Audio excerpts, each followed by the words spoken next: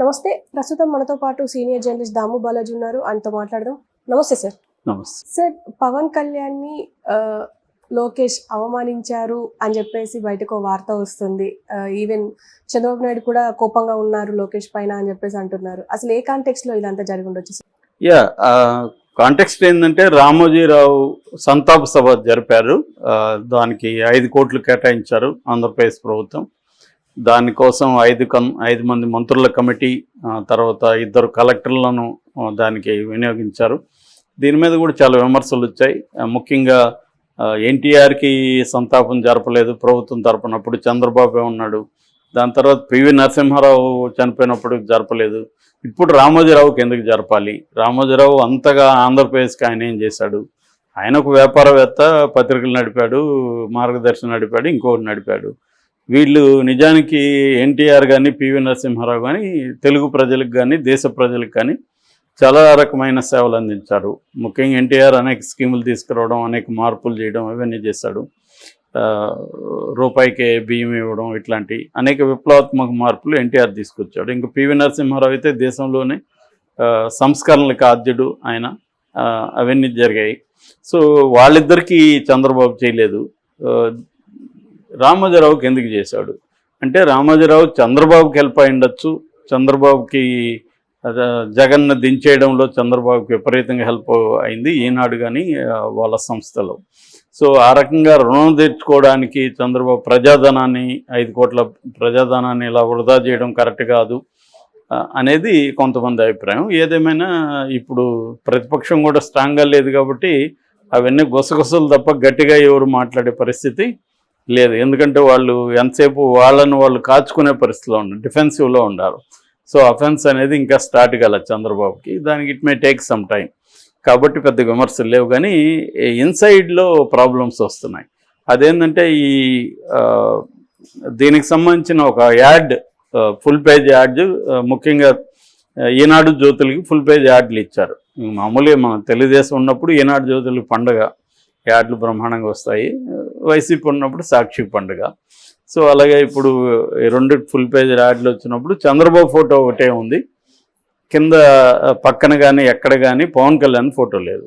అంటే ఇది ఇప్పుడు విమర్శలకు దారితీస్తుంది. ఎందుకంటే ఇది సమాచార శాఖ ఇవన్నీ కూడా ఇప్పుడు లోకేష్ చూస్తున్నాడు కాబట్టి లోకేషే కావాలని చంద్రబాబుకి ఫోటో మాత్రం వేశాడు. ఎందుకంటే అధికారులు లోకేష్కి తెలియకుండా అధికారులు ఇలా వేస్తారా? సమాచార శాఖ అధికారులు, అందులో 5 మంది మంత్రులు కమిటీ ఉంది, వాళ్ళందరూ దీన్ని ఓకే చేస్తేనే కదా వెళ్తుంది.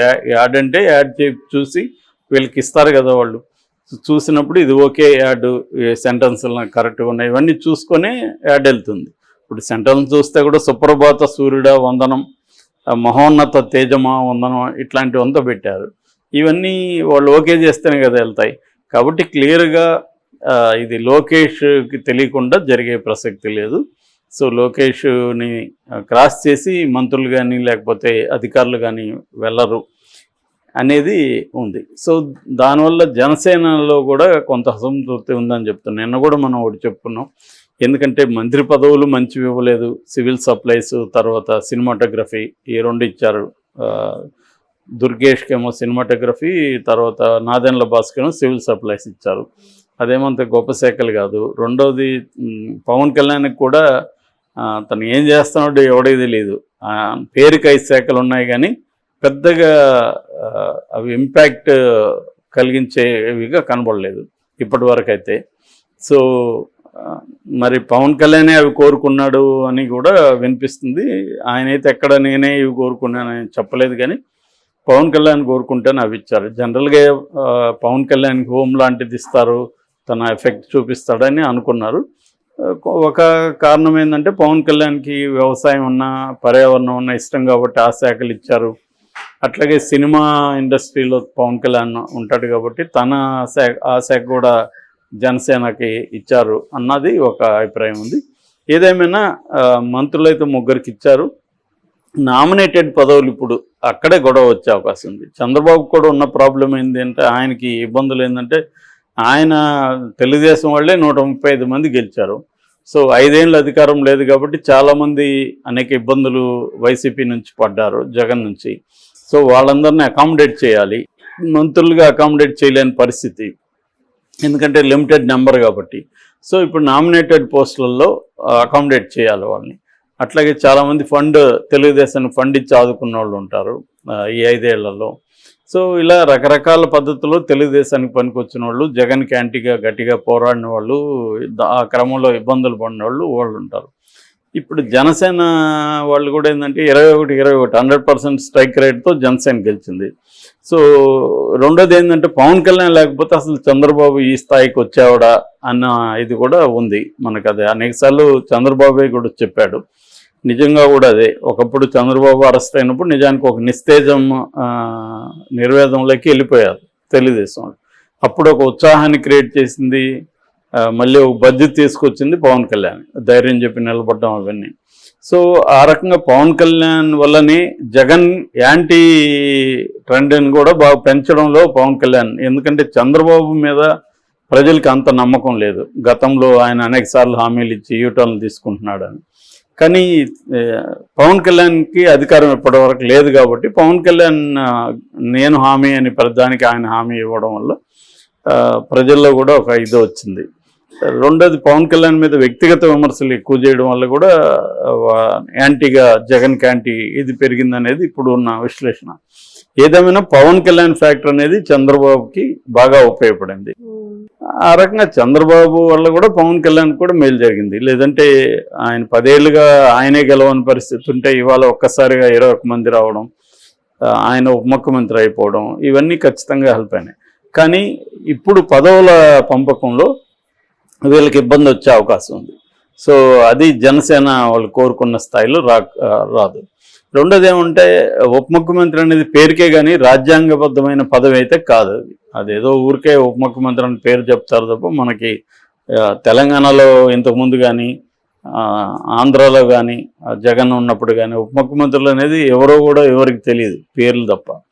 ఇక్కడ కనీసం బట్టికి కూడా ఎటువంటి ఇంపార్టెన్స్ ఇస్తున్నారో మనం చూసాం. ఆయన దళితుడని కింద కూర్చోబెట్టారు, 2-3 సార్లు మనకి వచ్చాయి. పేరుకే కానీ బట్టికి కూడా సపరేట్గా ఇక్కడ ఏమీ లేదు. జనరల్గా అంతే, ఉప ముఖ్యమంత్రి అంటే అలాగే ఉంటుంది. కాకపోతే ఇక్కడ ఏంటంటే ముందు నుంచి కూడా బట్టిని ఫోకస్ చేసుకుంటూ వచ్చారు కాంగ్రెస్ వాళ్ళు. జగన్ ఒక్కడనే కాకుండా దళిత ఐకాన్కి సింబల్ లాగా ఆయన్ని ఫోకస్ చేసుకుంటూ వచ్చారు.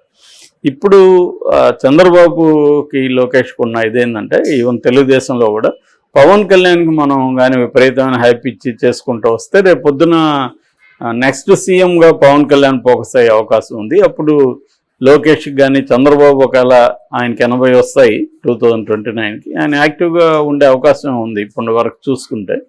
ఒకవేళ మళ్ళీ ఉంటే ఆయనే సీఎంగా రావడానికి ట్రై చేస్తాడు. కానీ పవన్ కళ్యాణ్ అప్పుడు డిమాండ్ చేసే అవకాశం ఉంది. జనసేన వాళ్ళు కానీ పవన్ కళ్యాణ్ కానీ కనీసం 2.5 ఏళ్ళు సీఎంగా పవన్ కళ్యాణ్ ఉండాలని ఈసారి ప్రీపోల్ ఫ్యాక్ట్లో డిమాండ్ వచ్చే అవకాశం ఉంది. ఎందుకంటే గతంలో కూడా మాకు ఒక 30 సీట్లు ఇవ్వండి, నేను సీఎంగా డిమాండ్ చేస్తానని పవన్ కళ్యాణ్ అనేక సార్లు అన్నాడు. 50 అయితే అడిగే అవకాశం ఉంది. సో అనేది చాలామంది తెలుగుదేశం నాయకులు నమ్ముతున్నారు. ఎందుకంటే ఇది జగన్ వ్యతిరేక ఓటు.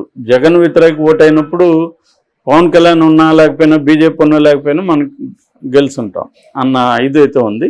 సో ఈ క్రమంలో ఇది లోకేష్ వల్ల ఇది జరిగింది. లోకేష్ పవన్ కళ్యాణ్ ఇమేజ్ని పెంచకుండా చూసుకుంటున్నాడు.